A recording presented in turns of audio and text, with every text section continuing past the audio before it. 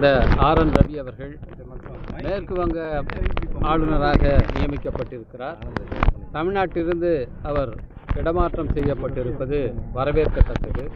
இதற்காக இந்திய உள்துறை அமைச்சருக்கு நன்றி தெரிவித்துக் கொள்கின்றோம். இங்கே ஆட்சி மாற்றம் நடத்த வேண்டும் என்ற நோக்கத்திலே உள்துறை அமைச்சகத்தால் அனுப்பி வைக்கப்பட்ட ஆளுநர் அந்த நோக்கத்தை நிறைவேற்ற முடியாமல் தோல்வியடைந்து இன்றைக்கு இடமாற்றம் செய்யப்பட்டு திரும்பி போயிருக்கிறார். ஆளுநரின் இடமாற்றம் தமிழ்நாட்டில் மீண்டும் திராவிட முன்னேற்றக் கழக தலைமையிலான அரசு அமையப் போகிறது என்பதற்கான ஒரு முன்னோடியான அறிவிப்பாக நான் கருதுகிறேன். இதை பாஜக ஒப்புக்கொண்டிருக்கிறது, இந்திய ஒன்றிய அரசு ஒப்புக்கொண்டிருக்கிறது என்பதனுடைய வெளிப்பாடுதான் ஆளுநர் இன்றைக்கு இடமாற்றம் செய்யப்பட்டிருப்பது.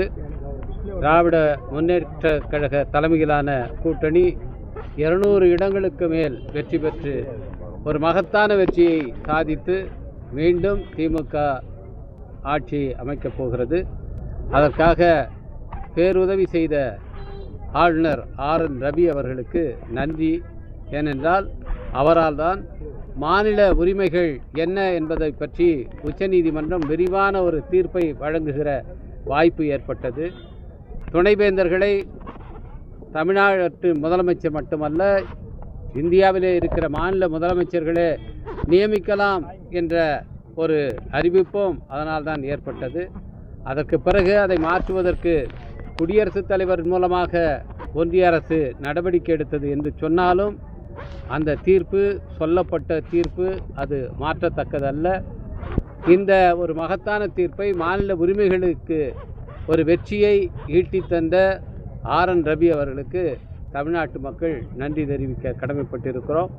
ஆர்.என். ரவி அவர்கள் இங்கே எவ்வளவோ குழப்பத்தை ஏற்படுத்த முயற்சித்தார். அந்த முயற்சிகள் ஒவ்வொன்றிலும் அவர் தோல்வியடைந்தார். அவரை போல ஒருவரை ஒரு மாநிலத்துக்கு ஆளுநராக நியமித்தால் அங்கே இருக்கிற மக்கள் எப்படி அங்கே இருக்கிற ஆளும் அரசுக்கு ஆதரவாக திரும்புவார்கள் என்பதற்கு தமிழ்நாடே ஒரு உதாரணம். இப்பொழுது மேற்கு வங்கத்துக்கு அவர் போயிருக்கிறார். மேற்கு வங்கத்திலும் மம்தா பானர்ஜி அவர்கள் மீண்டும் முதலமைச்சராக அங்கே பதவியேற்பார் என்பதற்கு அவர் அங்கே அனுப்பப்பட்டிருப்பதே ஒரு சான்று. ஒன்றிய அரசு இதுபோன்ற தன்னுடைய நடவடிக்கைகளை நிறுத்தி கொண்டு ஆக்கப்பூர்வமான வழிகளிலே, இந்தியாவின் முன்னேற்றத்துக்கான வழிகளிலே தன்னுடைய கவனத்தை செலுத்த வேண்டும் என்று கேட்டுக்கொள்கிறோம். எவ்வளவு சீட்டு சார் கேட்டுறீங்க திமுக கூட்டணியில்? விழுப்புரம் மாவட்டத்தை தொகுதி கேட்டுறீங்களா? விசிகா எல்லாம் எங்கள் தலைவர் அவர்கள் அன்றைக்கே அந்த கூட்டணி பேச்சுவார்த்தை போய் பார்த்துவிட்டு வந்ததும் தெளிவாக சொல்லியிருக்கிறார். அதை தவிர சொல்வதற்கு வேறு எதுவும் இல்லை. திமுக கூட்டணி விரட்டி ஆள் பிடிக்கிற வேலை தான் செய்யும் குற்றம் சாட்டியிருக்காரு.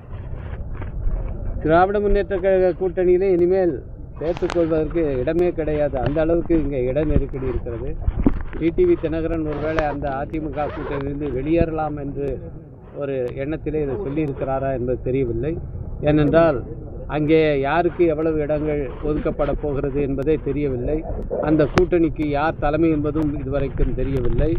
அந்த கூட்டணி எந்த கட்சிக்கு எவ்வளவு இடங்கள் பகிர்ந்தளிக்கப்படும் என்பதும் அந்த கூட்டணியில் இடம்பெற்றிருக்கிற பாட்டாளி மக்கள் கட்சியோ அல்லது மற்ற கட்சிகளோ அவர்களுக்கு யாருக்குமே தெரியவில்லை. அதெல்லாம் போய் டெல்லியிலே தான் பேச வேண்டியிருக்கு. எனவே கூட்டணியினுடைய தலைமையாக பாஜக இன்றைக்கு மாறிவிட்டது. அதிமுகவை இன்றைக்கு மிக மோசமான நிலைக்கு திரு எடப்பாடி பழனிசாமி அவர்கள் கொண்டு போய்விட்டார். எனவே அந்த கூட்டணியிலே இருந்தால் எந்த வெற்றி வாய்ப்பும் இல்லை என்று திரு தினகரன் அவர்கள் உணர்ந்து இதை சொல்லியிருக்கக்கூடும். திமுக கூட்டணிக்கு ராஜ்யசபா சீட் வழங்கியிருக்காங்க. ஆனால் விசிகாவுக்கு ராஜ்யசபா சீட் எதுவும் வழங்கலையா? விசிகா ராஜ்யசபா இடம் கேட்கவில்லை.